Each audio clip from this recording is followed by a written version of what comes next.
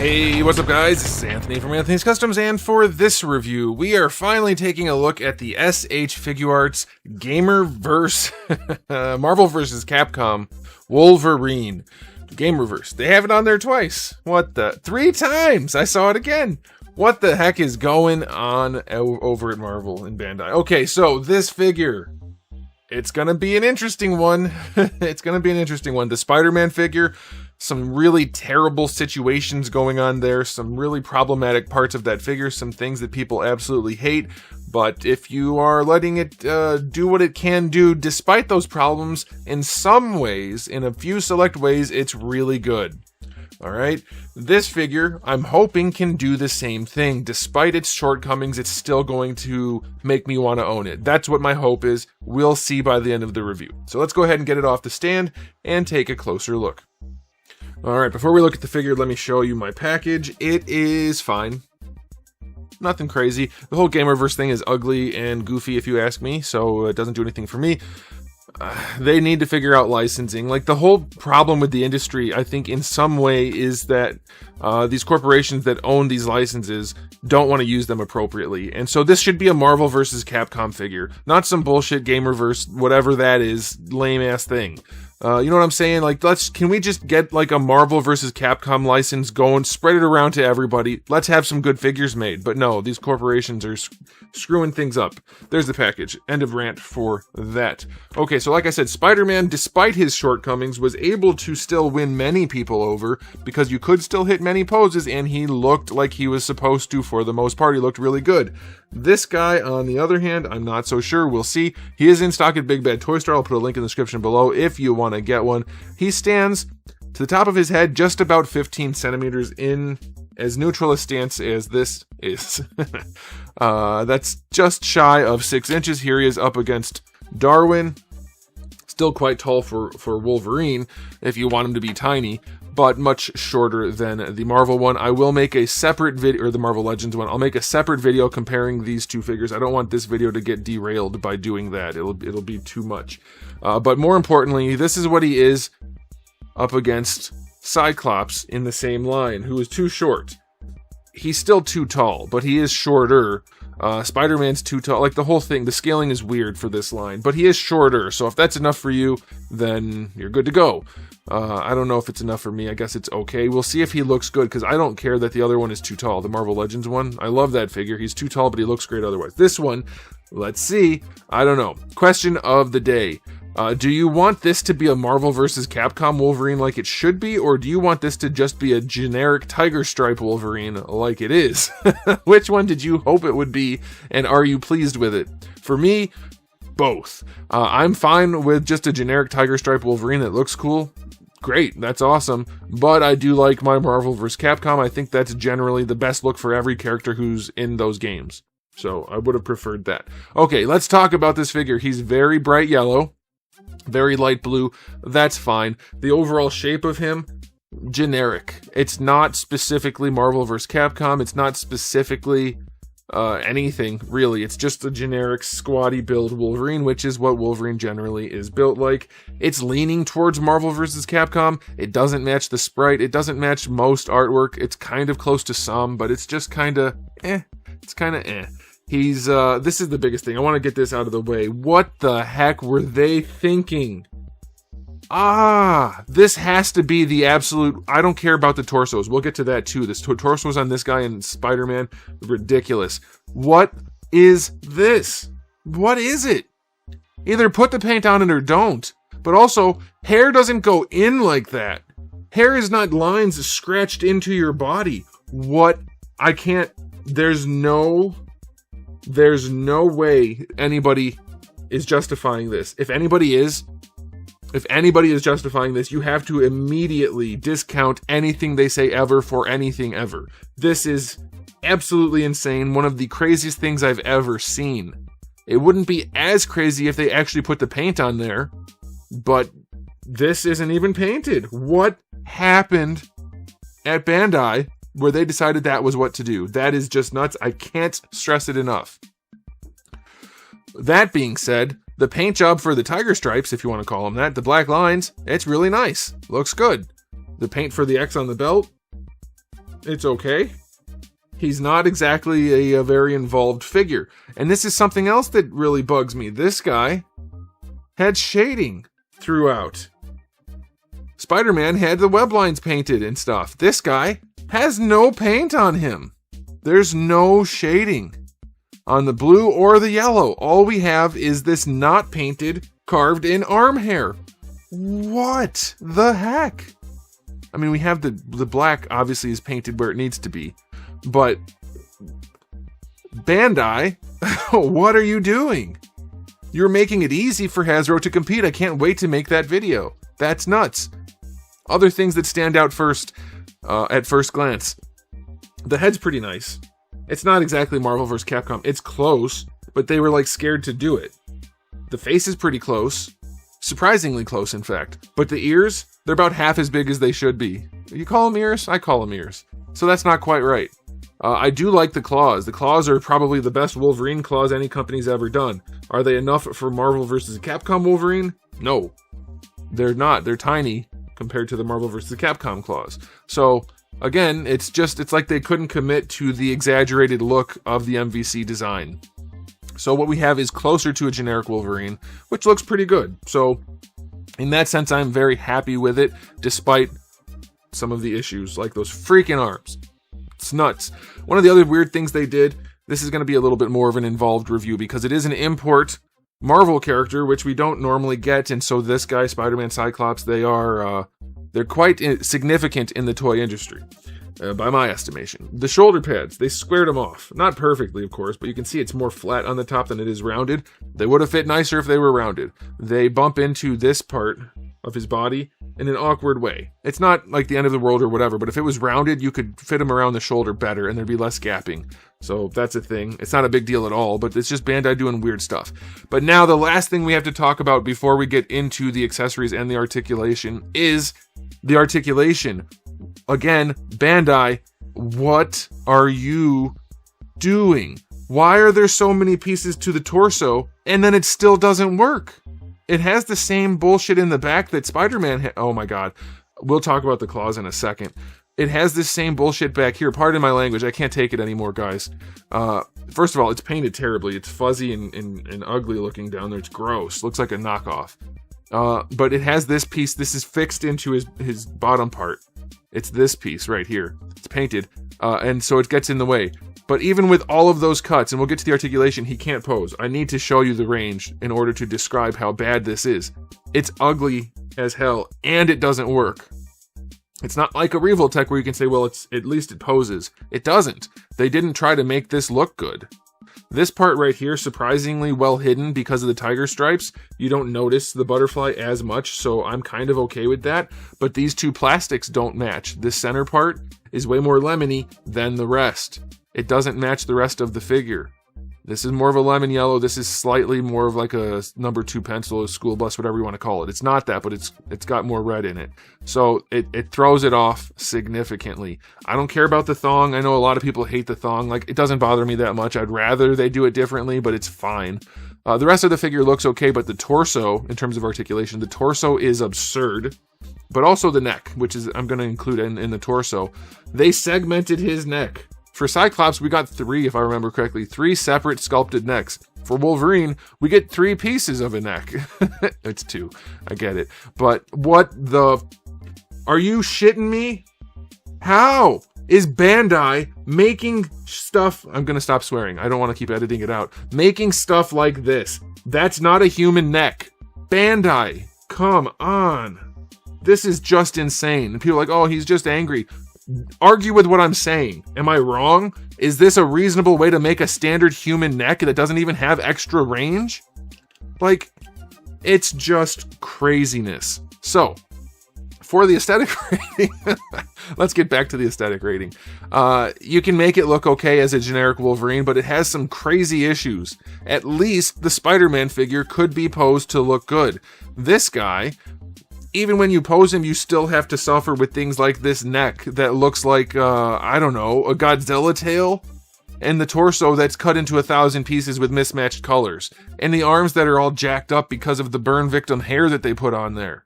It's like, what is going on? And none of it looks like Marvel vs. Capcom. They toned down these things, they toned down the ears, they toned down the shape, the whole thing.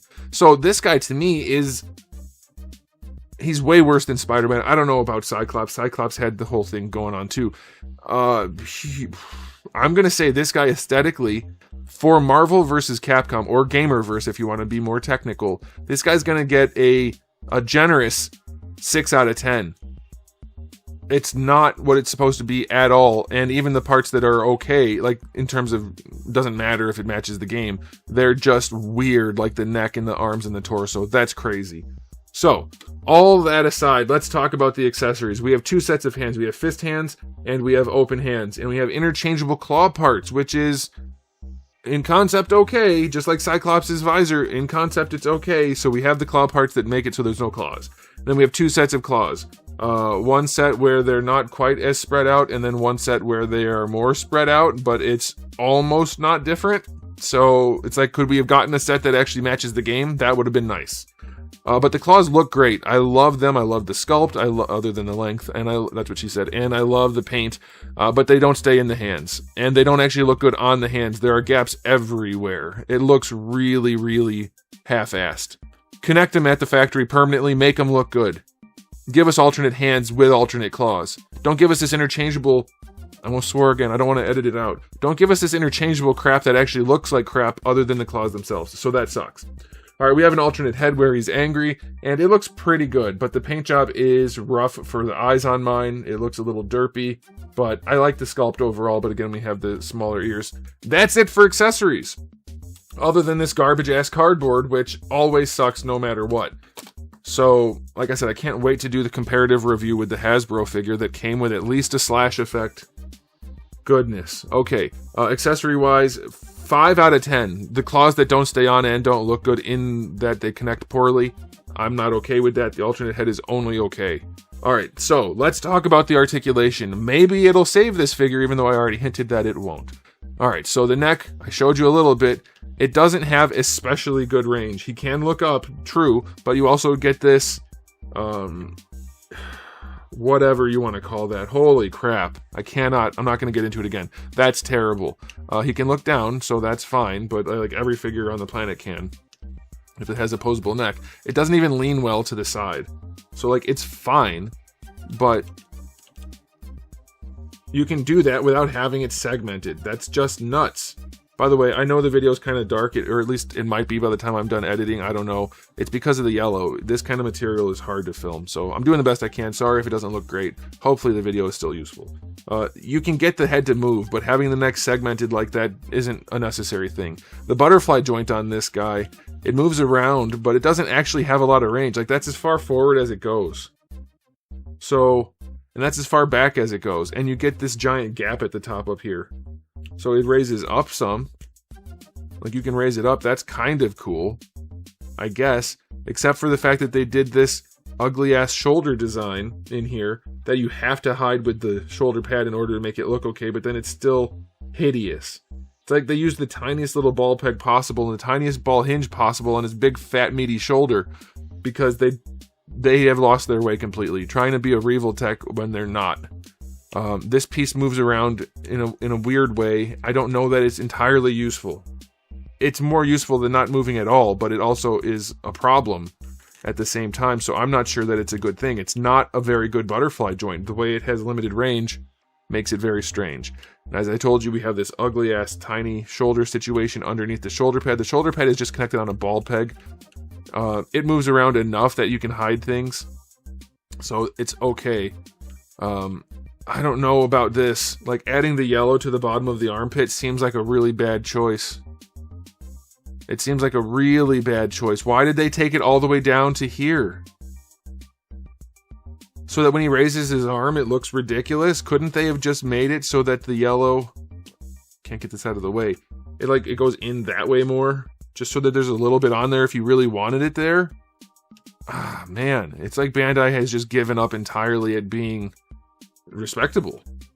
It's embarrassing. The bicep swivel is fine. Double jointed elbow. It's one of their better elbows. It works. For a chunky guy, it's fine. It's not much better range than the Hasbro one, though. So that's worth noting. But anyway, don't look at it because we have this situation going on out here.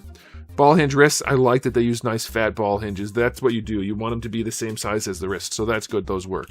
Now for the torso. He can lean back.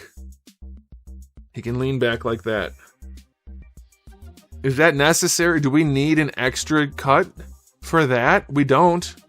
We really, really don't. Figures have been leaning back for years with only an abdomen and a chest. So we didn't need that. What about leaning forward? Can he lean really far forward? Oh, he can't lean really far forward. That's as far as he leans forward. Which, it's not like nothing, but it's not good. Especially given the fact that if you look at the back at least, 4 pieces of plastic. In order to get him to not lean forward very far. All right, that's just crazy. Leaning to the side? Oh.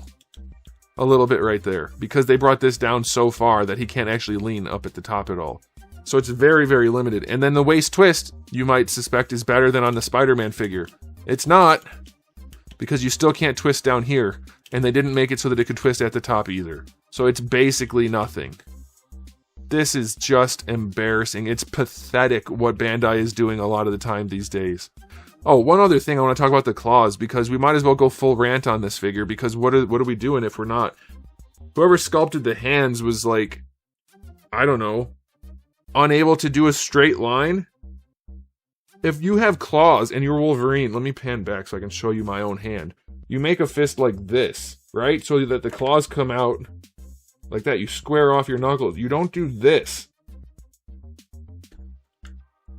They sculpted it all twisty-like, which makes it even harder for the claws to look good when they're on the figure. It looks goofy as hell. It's simple stuff. It's like, make this fist squared off so that the things that stick out between the fingers look right. Look at this yellow sticking out underneath his armpits. Whatever. I give up. Let's look at the hips.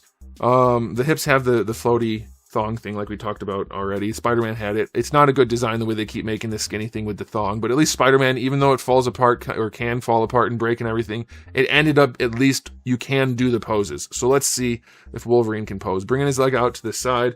That's pretty good. It's not full-on splits, but it's fine, and it's not like real gappy or chunky or nuggety or anything like that. That's fine. Bringing the leg forward. Oh, they tell you to be careful, by the way. Again, they warn you, our figure might scratch if you move it. It's like, yeah, I get it. But you could just do a better job making it. Bringing the leg back, it doesn't want to go. I guess you can force it. I'm pushing pretty hard. That's what she said. You can do it. You can bring the leg forward and back. I wouldn't, but you can. You can do that. So it gets decent enough range. Thigh swivel is fine. His is way less ugly than Spider-Man, so that's okay. But yeah, you get it. It's at an angle, though. So that's... Like, Bandai, stop. You're not Revoltech. It's not good when they do it, by the way. And you don't need to be copying it for no reason. Alright, so the knee is actually pretty nice. I like the knee just like the elbow. They did a pretty good job with that. The proportioning's not terrible, so that's good. The knee works, no problem. The ankle, they did it in the same way they've been doing it, which is fine. This allows them to get a skinnier ankle, but it's still filled in, and it should have range, so let's see. The foot goes back that far, which is fine. Going forward, very little. That sucks. Wolverine needs more range. One of the problems with the Hasbro figure is the ankles don't have good range. They don't have a toe hinge. This guy's ankles don't have great range. The ankle rocker is okay. But let's see about the toe. Is the toe going to be good enough? It's okay. It's so tiny. They could have moved it back a little bit. Like the ball of the foot. Well, you can see the shape of the foot. The widest part, that's where you put the joint. You don't put the joint up here. So they put the joint too far forward. So we have a tiny, tiny toe hinge that's going to be almost useless. Yeah, this guy's articulation is hot, stinking, flaming garbage. I think he's worse than Spider-Man, who already had serious problems that you had to fight your way through. This guy's articulation is even uglier and still doesn't work that well. There's like one thing this guy's better at, and that's getting his arms across his chest. I mean, technically you have the toe hinge, but that's about it. So this guy's articulation, for as cut up and janky as it is, and being a Bandai figure, and what is he, $100 I think he was? Hell no. No.